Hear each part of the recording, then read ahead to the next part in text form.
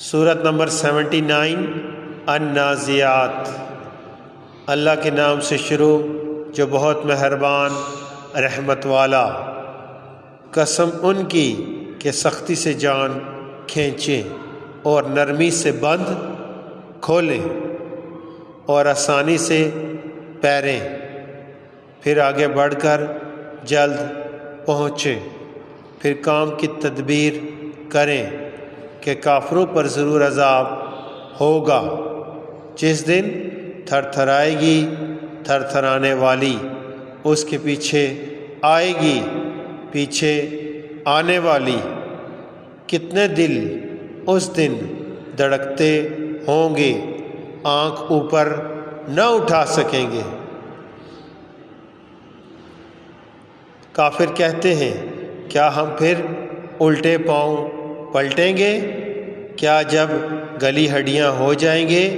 بولے یوں تو یہ پلٹنا نیرا نقصان ہے، تو وہ نہیں مگر ایک جھڑکی جبھی وہ کھلے میدان میں آ پڑے ہوں گے۔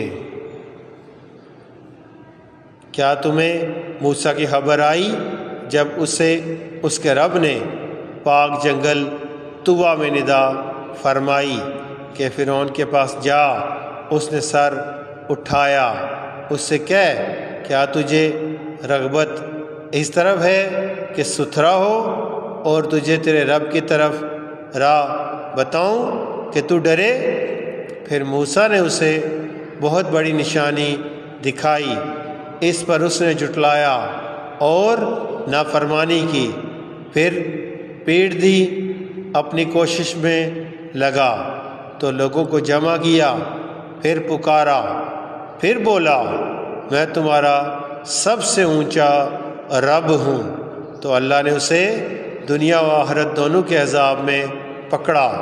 بے شک اس میں سیکھ ملتا ہے اسے جو ڈرے۔ کیا تمہاری سمجھ کے مطابق تمہارا بنانا مشکل یا آسمان کا؟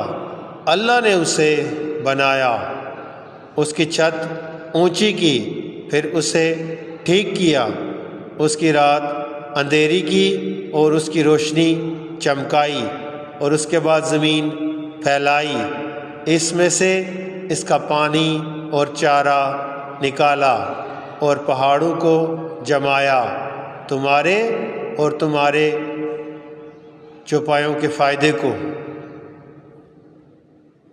پھر جب آئے گی وہ عام مصیبت سب سے بڑی، اس دن آدمی یاد کرے گا جو کوشش کی تھی، اور جہنم ہر دیکھنے والے پر ظاہر کی جائے گی۔ تو وہ جس نے سرکشی کی اور دنیا کی زندگی کو ترجیح دی تو بے شک جہنم ہی اس کا ٹھکانہ ہے، اور وہ جو اپنے رب کے حضور کھڑے ہونے سے ڈرا اور نفس کی خواہش سے رکا تو بے شک جنت ہی ٹھکانہ ہے۔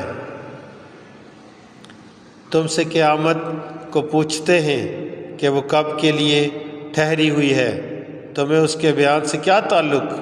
تمہارے رب ہی تک اس کی انتہا ہے، تو تم فقط اسے ڈرانے والے ہو جو اس سے ڈرے۔ گویا جس دن وہ اسے دیکھیں گے دنیا میں نہ رہے تھے مگر ایک شام یا اس کے دن چڑھے۔